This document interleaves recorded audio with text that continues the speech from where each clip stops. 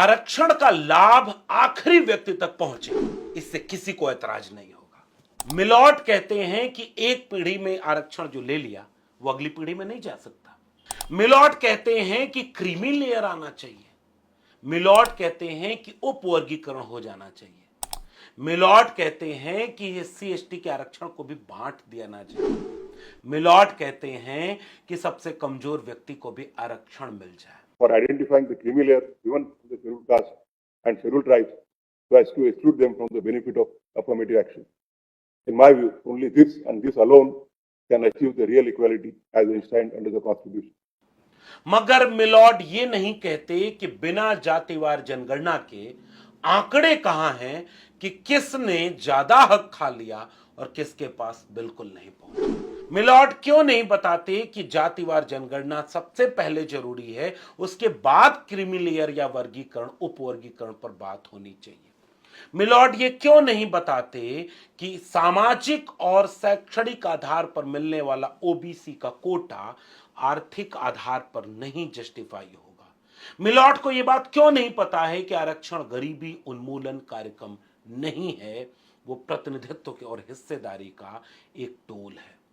Milord को क्यों यह बात पता नहीं कि आज भी इस देश का एक भी पब्लिक सेक्टर शायद ऐसा नहीं है जिसमें एससी एसटी ओबीसी को मिलने वाला कोटा भर गया हो, यानी प्रतिनिधित्व पूरा हो गया हो। मिलॉर्ड को यह बात क्यों नहीं पता है कि इस देश के विश्वविद्यालयों में आज भी 4% ही ओबीसी है। मिलॉर्ड को विश्वविद्यालयों के आंकड़े क्यों नहीं पता। मिलॉर्ड को आईआईटी आईआईएम के आंकड़े क्यों नहीं पता। मिलॉर्ड को शेड्यूल कास्ट और शेड्यूल ट्राइब कम्युनिटी को संविधान सभा की बहस में किस पहचान के तहत रखा गया था, आरक्षण क्यों उन्हें कैटेगरी को पूरा दिया गया, क्यों उन्हें एक कैटेगरी माना गया, ये बुनियादी सी बातें मिलॉर्ड लोग क्यों नहीं समझते। आज के वीडियो में इसकी पड़ताल करेंगे और बहुत जरूरी वीडियो है। इस वीडियो में पूरे न्यायपालिका के इतिहास को भी बताएंगे कि ईवी चिनैया बनाम आंध्र प्रदेश का मामला क्या था, पंजाब सरकार बनाम देवेंद्र सिंह का मामला 20 साल पुराना क्या था, जिसके आगे बढ़कर के 2024 में 7 जजेस की बेंच ने फैसला सुनाया।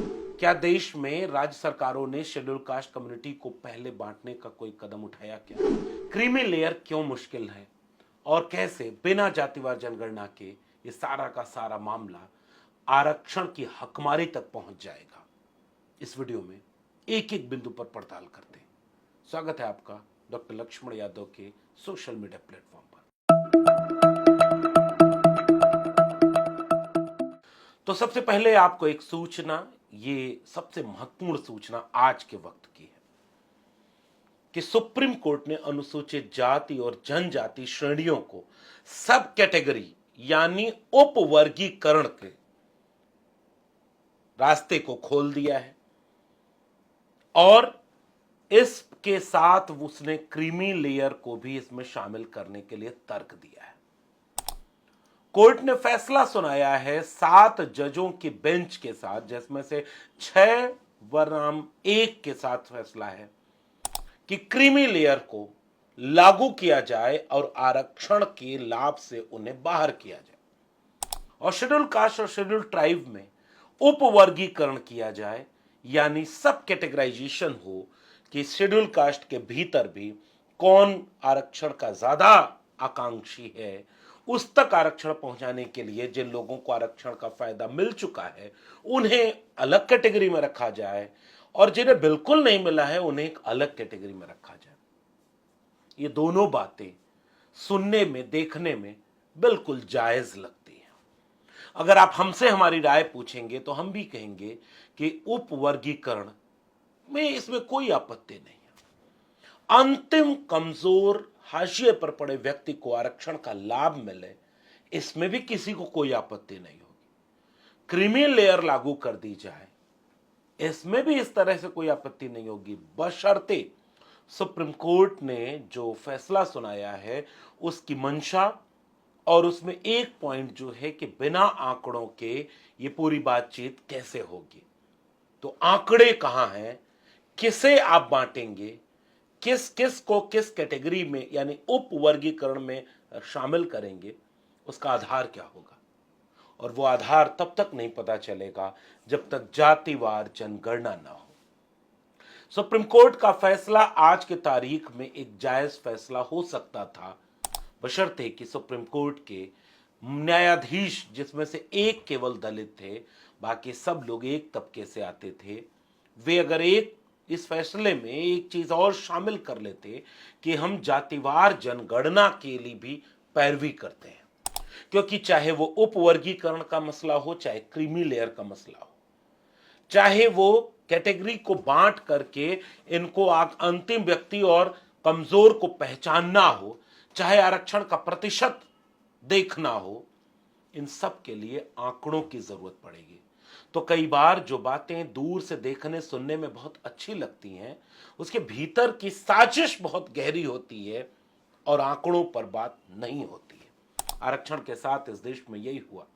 आरक्षण के लाभार्थी समूहों ने आंख बंद करके आरक्षण को केवल पूजा और आरक्षण के विरोधियों ने केवल चुटकुले बनाए अपमान किया। अमेरिका में व्हाइट और ब्लैक के बीच में जो नस्ल भेद था, उसने दो दो गृहयुद्ध अमेरिका को झेलाए। अमेरिका में व्हाइट्स ने ब्लैक को ये नहीं कहा कि हम तो एक थाली में बैठकर खाते हैं, फिर आप हमसे क्यों लड़ रहे हैं। अमेरिका के व्हाइट्स ने आंदोलन में ब्लैक्स के पीछे खड़े होकर ये बात कबूल की कि हमारे पुरखों से गलतियां हुई कि उन्होंने रंग भेद किया। हम घुटने पर बैठकर अपने पुरखों के किए गुनाह की माफी मांगते हैं। हमने व्हाइट हाउस बनाया है, लेकिन अब हम अपने देश को इतना बदलेंगे कि उसमें एक ब्लैक को प्रेसिडेंट बनाकर पेश कर दें, बराक ओबामा। व्हाइट्स ने कभी ये नहीं कहा कि हम तो एक थाली में बैठकर खाते हैं और हम तो अन्याय और भेदभाव छुआछूत भी नहीं करते। अमेरिका ने ये नियम बनाया कि हम अपने हर एक पब्लिक स्पेस का डाइवर्सिटी इंडेक्स जारी करेंगे और पूरे देश को ये बताएंगे कि जो जनगणना रजिस्टर में लोग आंकड़े हैं, वो देश चलाने में कहां कहां कितने शामिल हैं। कोई भी फिल्म उनकी ब्लैक और व्हाइट की जोड़ी के बिना पूरी नहीं मानी जाती। कोई भी पब्लिक स्पेस अपने डाइवर्सिटी इंडेक्स के बिना कभी भी लोकतांत्रिक नहीं माना जाता। हमारे देश में इसके उलट हुआ। जिन सवर्णों ने हमारे देश में सामाजिक न्याय की बात की, प्रगतिशील दृष्टिकोण के साथ समता और न्याय की बात की, उन्हें कभी भी अपना नायक नहीं माना गया। चाहे वो राहुल सांकृत्यायन हो, भगत सिंह हो, चाहे वो विश्वनाथ प्रताप सिंह हो, अर्जुन सिंह हो, उन तमाम लोगों को हाशिए पर ढकेल दिया गया जिन्होंने इस देश की हजारों साल से शोषण, अन्याय व अत्याचार पर चली आ रही जाति व्यवस्था के खात्मे की कोई मुहिम छेड़ी हो। इसलिए जाति व्यवस्था के खात्मे की सारी लड़ाई भारत जैसे देश में वंचितों, शोषितों के माथे आ गई, जिनके जीवन को पशुवत बना दिया गया था। शूद्र, अति शूद्र कह लें या ओबीसी, एससी और एसटी कह लें, इस देश में जिन्होंने जाति व्यवस्था के आधार पर होने वाले आर्थिक शोषण, लैंगिक शोषण और सामाजिक अन्याय व शोषण को सहा, उन्हीं के बीच से एंटी कास्ट मूवमेंट खड़े हुए और उन्होंने ही इस देश को सबका देश बनाने की जिम्मेदारी उठाई। आजादी के बाद भारत के संविधान में कुछ प्रावधान किए गए कि अनुसूचित जाति को अनटचेबल के तहत जो एक विषमता झेलनी पड़ी, अमानवीय जीवन के लिए मजबूर होना पड़ा, उनके काम से उनकी हिकारत को जोड़ दिया गया कि समाज में कोई धोबी, कोई मोची, कोई मैला ढोने वाला, कोई वाल्मीकि, कोई जाटव, वो जो काम करता है वो अच्छा काम नहीं है। और यह कह करके दलितों के ढेर सारी आबादी को अछूत बना दिया गया। क्या ये मानवीय था? वो मंदिर नहीं जा सकते, वो मुख्य मार्ग पर नहीं चल सकते, वो देश चलाने में शामिल ही नहीं हो सकते, वो कोई और काम नहीं कर सकते। इस देश के आदिवासियों को जल जंगल जमीन से महदूद करके उन्हें जंगलों में कैद रखने की कोशिश की गई। या तो उनके ऊपर अपनी संस्कृति को थोपा गया या उनकी संस्कृति को किनारे कर दिया गया। और जब इस देश के आदिवासियों ने जयपाल सिंह मुंडा बन करके, बाबा साहब अंबेडकर जैसे लोगों ने जो दलितों के लिए किया या और लोगों के लिए भी किया, जयपाल सिंह मुंडा ने संविधान सभा की बहस में आदिवासियों के पक्ष को रखा। अदर बैकवर्ड कम्युनिटी के लिए बैकवर्ड क्लासेस लीग, बाबा साहब अंबेडकर, पेरियार जैसे तमाम लोगों ने एक ऐसी लड़ाई लड़ी जिसकी वजह से अनुच्छेद 15(4), अनुच्छेद 16(4) और अनुच्छेद 340 बना कि हम पिछड़ेपन के आधार पर जो शेड्यूल कास्ट और शेड्यूल ट्राइब नहीं है लेकिन सामाजिक और शैक्षणिक रूप से पिछड़ गए हैं उनको भी हम आरक्षण देंगे। हम जानते हैं कि जब तक इस देश में आरक्षण लागू नहीं हुआ था तब तक इस देश में एससी, एसटी और ओबीसी में आने वाली कम्युनिटीज की भागीदारी नहीं के बराबर थी। हम आप बाकी दिनों की बात छोड़ दें, हम 2024 के भारत की बात करें तो आंकड़े बताते हैं कि विश्वविद्यालयों में केवल 4% ओबीसी प्रोफेसर पहुंच पाए। इस देश के अरबपतियों में 90% से ज्यादा अरबपति केवल सवर्ण हैं। इस देश के जुडिशरी में, न्यायपालिका में 99% तक आबादी एक ही तबके यानी सवर्ण तबके की है।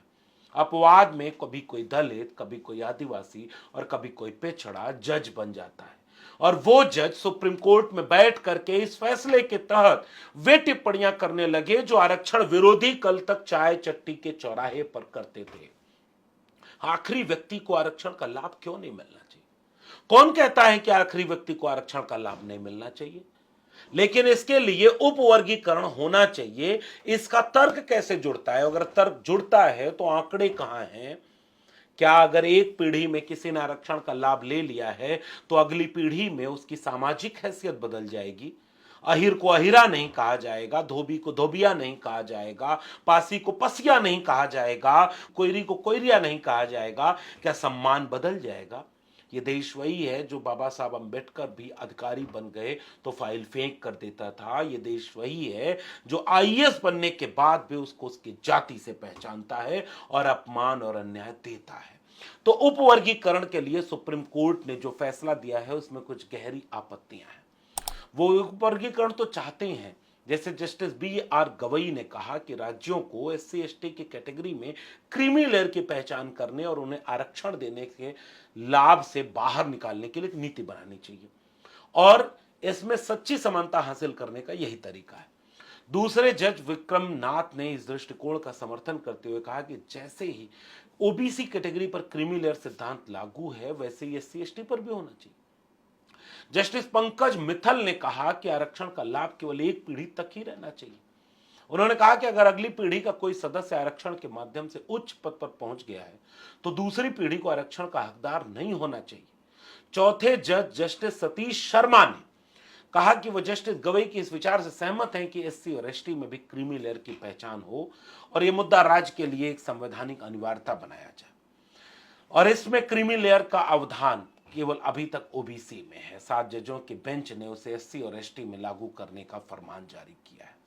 हम देश से जानना चाहते हैं कि क्रीमी लेयर के क्रीम को कैसे पहचाना जाएगा।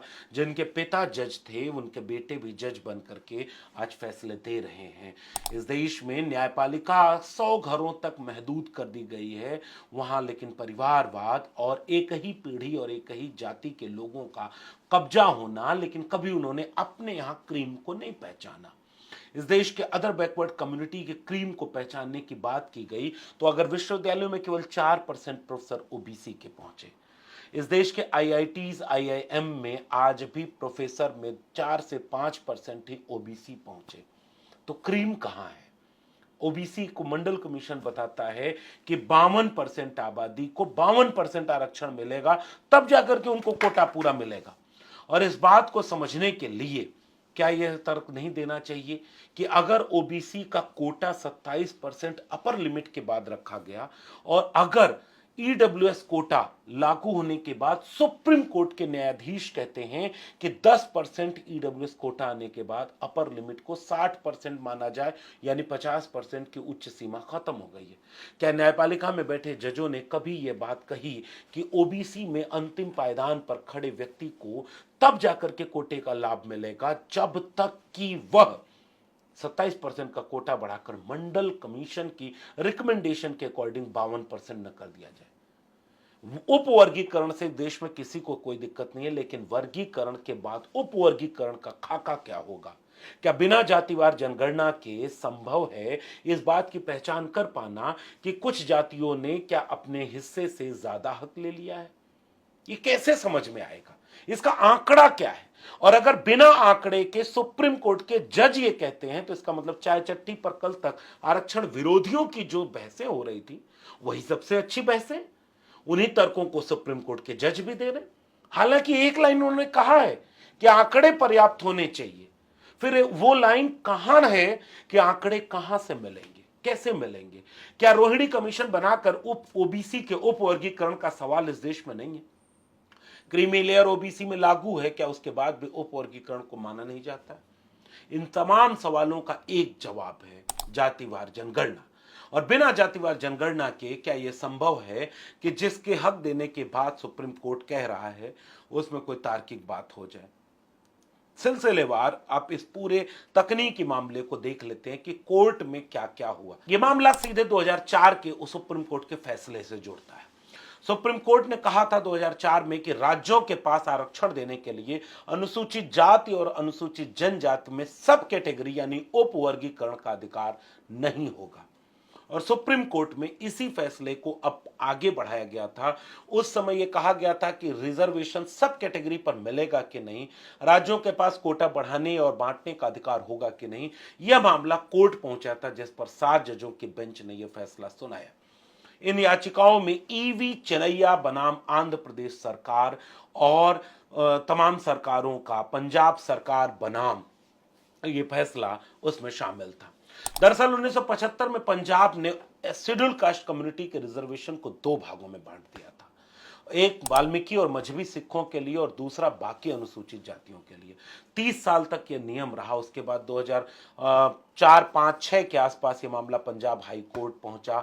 ईवी चिनैया बनाम आंध्र प्रदेश मामले में सुप्रीम कोर्ट के 2004 के फैसले का हवाला दिया गया और इस फैसले को रद्द कर दिया गया और पंजाब सरकार के एससी कैटेगरी में डिवीजन को ब्रेक कर दिया गया। चिनैया फैसले में कहा गया था कि एससी कैटेगरी में सब कैटेगरी शामिल है और वो एक जैसी कैटेगरी है, इसे आप उसको बांट कैसे सकते हैं? अब इस 7 जजों की बेंच ने कह दिया कि आप बांट सकते हैं और इससे अनुच्छेद 14, 15 का कोई उल्लंघन नहीं होगा। जबकि चिनैया में कहा गया था कि अगर आप शेड्यूल कास्ट कम्युनिटी को बांटेंगे यानी उप वर्गीकरण करेंगे तो इससे उनकी जो एक पहचान है वो ब्रेक होगी और इसका अधिकार नहीं मिलेगा। आर्टिकल 341 के तहत केवल राष्ट्रपति को इस बात का अधिकार है कि शेड्यूल कास्ट, शेड्यूल ट्राइब में कौन सी जातियां शामिल होंगी, कौन से निकाली जाएंगी या उन पर वर्गीकरण होगा या नहीं होगा। इसमें दूसरा कोई शामिल नहीं हो सकता। लेकिन 2005 में ईवी चिनैया बनाम आंध्र प्रदेश केस में सुप्रीम कोर्ट ने कहा कि अनुसूचित जातियों को हटाने और जोड़ने का अधिकार तो केवल राष्ट्रपति के पास है, तो यह अधिकार राज्य को कैसे दे सकते हैं? और यह फैसला उस अधिकार को राज्य को सौंप रहा है। इसलिए यह बहुत विरोधाभास पैदा कर रहा है और विरोधाभास इस बात का है कि सामने से देखने में तो आपको भी यह लगेगा कि उप वर्गीकरण से क्या नुकसान है, जो जातियां, जो समुदाय पीछे रह गए उनको आगे आने का मौका मिलेगा। वैसे ही क्रीमी लेयर से क्या नुकसान हो सकता है? क्रीमी लेयर तो अच्छी चीज है। इस बात के तर्क से कोई इनकार नहीं कर सकता कि क्रीमी लेयर भी जायज है, उप वर्गीकरण भी जायज है। लेकिन शेड्यूल कास्ट और शेड्यूल ट्राइब में अगर आप वर्गीकरण करते हैं तो असल में उनकी पहचान के ऊपर हमला करते हैं। वो जो एक पहचान जो अछूत रहने की थी, वो जो एक पहचान जो उनके सामाजिक रूप से काम के आधार पर मिली वंचना से जुड़ गई थी। कुम्हार, लोहार, बढ़ई, नाई, मोची, निषाद, मल्ला, तमाम वे जातियां जिनके पेशे से अपमान और स्वाभिमान जोड़ दिया गया। तो जो सामाजिक वंचना है, सामाजिक अन्याय है, वो जाति के नाम पर है। हजारों साल से उनके काम के आधार पर उनके नाम और पहचान को जोड़कर अपमान और तिरस्कार मिला। क्या एक पीढ़ी की नौकरी से वो अपमान और तिरस्कार बदल गया? क्या एक पीढ़ी की नौकरी मिल जाने से सुप्रीम कोर्ट के मिलॉर्ड बताएं कि आईएएस बन जाने पर किसी दलित से कोई सवर्ण शादी करने को तैयार है? क्योंकि दोनों की आर्थिक कैटेगरी तो एक हो गई, दोनों आईएएस हैं, तो क्या दोनों के बीच रोटी बेटी का संबंध जायज है? क्या दोनों में छुआछूत खत्म हो गया? क्या दोनों को समाज एक सम्मान देगा, बशर्ते कि दोनों आईएएस हैं? इस देश के प्रोफेसरों में क्या दोनों कैटेगरी के लोग प्रोफेसर बन जाएं तो समाज में उतनी ही इज्जत जितनी एक सवर्ण को मिलेगी, उतनी ही एक दलित, एक पिछड़े और एक आदिवासी प्रोफेसर को मिलती है क्या? क्या ये बात मिलॉट को नहीं पता कि आप जो कह रहे हैं कि एक पीढ़ी में आरक्षण मिल गया, तो आरक्षण गरीबी उन्मूलन कार्यक्रम नहीं है। सबसे बुनियादी और कोर तर्क यह था, गरीबी के आधार पर किसी तरह का आरक्षण इस देश में नहीं शामिल है। वो ईडब्ल्यूएस आरक्षण आया। आज अगर यह फैसला लागू हो गया तो कल तो गरीबी के आधार पर ही केवल आरक्षण बचेगा। एससी, एसटी, ओबीसी का आरक्षण खत्म कर दिया जाएगा। जबकि सामाजिक वंचना जाति के नाम पर इस देश में रही। मंडल कमीशन की रिकमेंडेशन जब इंदिरा साहनी मामले में 9 जजेस की बेंच के सामने पहुंचती है और तर्क ये दिया जाता है कि भाई शैक्षणिक और सामाजिक पिछड़ेपन को जाति के आधार पर नहीं देखा जा सकता है, तो इंदिरा साहनी मामले में 9 जजेस की बेंच ने माना कि मंडल कमीशन की रिकमेंडेशन बिल्कुल जायज है कि जाति के नाम पर ही इनको सामाजिक और शैक्षणिक वंचना का शिकार होना, जाति के नाम पर ही आर्थिक संसाधनों से वंचित रखा गया। इसलिए आरक्षण जाति के आधार पर मिला, न कि गरीबी उन्मूलन के नाम पर। लेकिन 7 जजेस के बेंच कहती है कि वो आर्थिक कैटेगरी हो जाएगी, इसलिए उसमें क्रीमी लेयर लगा दो। क्या क्रीमी लेयर से उस समाज के लेयर में एक दलित, एक पिछड़े, एक आदिवासी को वही सम्मान मिला जो बाकी क्रीम को मिला? क्या मिलॉट के पास इसका कोई आंकड़ा है? क्या मिलॉट के पास इसका कोई सामाजिक और समाजशास्त्री विश्लेषण की फिलॉसफी है क्या? नहीं है। इस देश की कड़वी सच्चाई यह है कि आप बड़े से बड़े अधिकारी बनकर बहुत बड़े पोस्ट पर पड़े जाएं, आप क्यों न राष्ट्रपति बनकर रामनाथ कोविंद हो जाएं, मंदिर में नहीं घुस सकते। आप राष्ट्रपति द्रौपदी मुर्मू बन जाएं, लेकिन आप आदिवासी पहचान के साथ कई जगह भेदभाव के शिकार होंगे। इसलिए यह फैसला बेहद आपत्तिजनक है, इसलिए भी कि जब तक आपके पास जातिवार जनगणना नहीं है, जब तक आपके पास आंकड़े नहीं है, आप उपवर्गीकरण करेंगे कैसे? आप क्रीमी लेयर इंक्लूड करेंगे कैसे? इस फैसले ने एक शब्द भी जातिवार जनगणना पर टिप्पणी नहीं की। और बिना आंकड़ों के अगर यह विभाजन होता है तो उस तरह की हकमारी को पैदा करेगा जिसमें क्राइटेरिया कुछ भी क्लियर नहीं होगी। ऐसा रोस्टर बनेगा कि टॉप क्लास की नौकरियों में वो पद खाली पड़े रहेंगे जिनको उनके लिए आरक्षित किया गया, जिनके लिए आज बड़ी पीड़ा उन लोगों में होती है जो आरक्षण विरोधी हैं, कि भाई आरक्षण का लाभ उन तक पहुंचे जो सदियों से पीछे रह गए। उनके हिस्से का हक कोई और खा रहा है। कहां खा रहा, कितना खा रहा, कब से खा रहा? आंकड़े तो बताओ, डेटा तो रखो। ये तो चट्टी चौराहे पर आरएसएस और बीजेपी के लोग, सैकड़ों साल से जातिवादी लोग इस पे टिप्पणी करते रहे कि आरक्षण का हक यादव खा लिया, कुर्मी खा लिया, कुशवाहा खा लिया, मौर्य खा लिया, शाक्य सैनिक खा लिया, पटेल खा लिया, शेड्यूल कास्ट के आरक्षण का हक जाटव खा लिया, ट्राइब के आरक्षण का हक मीणा खा लिया। कहां, कितना, कब? बिना आंकड़ों के ये चट्टी चौराहे की बहस सुप्रीम कोर्ट के जजों तक पहुंच गई। ये दुर्भाग्यपूर्ण है। और बिना आंकड़ों के अगर इस तरह के कोई नियम बन जाते हैं तो वो आरक्षण की मूल भावना के चरित्र पर हमला है। आरक्षण की मूल भावना आर्थिक आधार पर नहीं है। इसलिए बिना जातिवार जनगणना के इस तरह की कोई टिप्पणी भारी पड़ेगी। और इस पूरे समुदाय में इस बात को खासी तौर पर नाराजगी के रूप में देखा जा रहा है कि आप उनकी पहचान, उनके स्वाभिमान और उनके सम्मान के अधिकार की लड़ाई पर हमला कर रहे हैं। और हमला वो कर रहे हैं जो निर्णय में शामिल नहीं है। उस निर्णय में आदिवासी, दलित और पिछड़े कितने हैं? उस 7 जजेस में, उस सुप्रीम कोर्ट में, प्रोफेसरों में, वाइस चांसलर में, डॉक्टर में, इंजीनियर में, आईआईटीज में, आईआईएम में, वो अपने कोटे के बराबर कहीं नहीं पहुंचे। और कोटे में क्रीमी लेयर ला दो, कोटे को बांट दो। ये तर्क तो आरक्षण को कमजोर करने का तर्क है जो चट्टी चौराहा से चलकर सुप्रीम कोर्ट की महान न्यायपालिका में पहुंच गया। ये दुर्भाग्यपूर्ण है। अब देखना दिलचस्प है कि शेड्यूल कास्ट, शेड्यूल ट्राइब और अदर बैकवर्ड क्लासेस के बीच इस देश के 90% बहुजन अपने बच्चों के हक अधिकार को लेकर, कल को मिलने वाले आरक्षण के लाभ या हानि को लेकर कितने सजग और कितने जागरूक हैं। कितना वो इस मुद्दे पर बात कर पाते हैं, कितना समझ पाते हैं, और कैसे 2 अप्रैल का भारत बंद उन्हें फिर से याद दिला सकता है। याद रखिएगा, अगर आज नहीं जागे तो कल जागने लायक भी नहीं बचेंगे। फिर एक दूसरे के भीतर लड़ते रहेंगे। ओबीसी को ओबीसी से लड़ाने वाले, शेड्यूल कास्ट को शेड्यूल कास्ट की बाकी जातियों के खिलाफ दुश्मन बना देने वाले, ट्राइब में कुछ जातियों को बाकी के खिलाफ लड़ा देने वाले खुश हो जाएंगे और हम आपस में लड़ते रह जाएंगे कि हाँ, हक किसने किसका कितना छीन लिया। और असली दुश्मन जरूरतमंद, वंचितों, शोषितों के आपस की लड़ाई को देखकर सारा फायदा उठाते रहेंगे। समझदार को इशारा काफी। शुक्रिया।